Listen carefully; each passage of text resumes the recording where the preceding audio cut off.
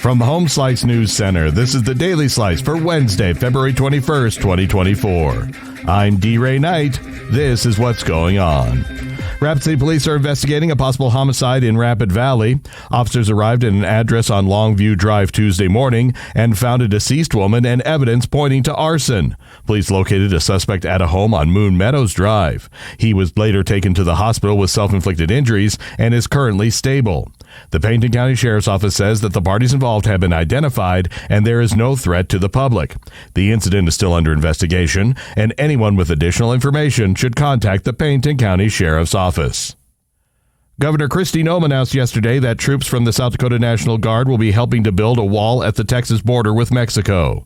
60 Guard soldiers will deploy to the southern border on a rotating basis over a 3-month period. This is the 5th time Noem has deployed Guard soldiers to the southern border to assist in border security efforts. According to U.S. Census data, South Dakota's population has experienced steady growth over the last 70 years. From 1950 to 2020, the state's population grew by more than 236,000 people. The latest figures have the total population of South Dakota approaching 900,000. Sioux Falls and Rapid City account for almost 78% of that total growth in the time span. In news from the nation and the world, the United States says that the UN's top court should not issue an advisory opinion that says Israel should immediately and unconditionally withdraw from territory sought for a Palestinian state.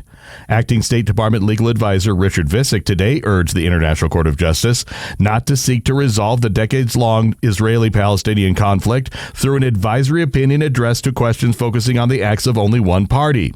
Visick was speaking on the third day of hearings at the court into a request by the UN General Assembly for a non-binding advisory opinion on the legality of Israel's policies in the occupied territories. Meanwhile, Israeli strikes across Gaza killed at least 67 Palestinians overnight and into Wednesday, including in areas where civilians have been told to seek refuge. The aid group Doctors Without Borders also says 2 people were killed when a shelter housing staff in the Gaza Strip was struck during an Israeli operation in the area where Palestinians have been told to seek shelter.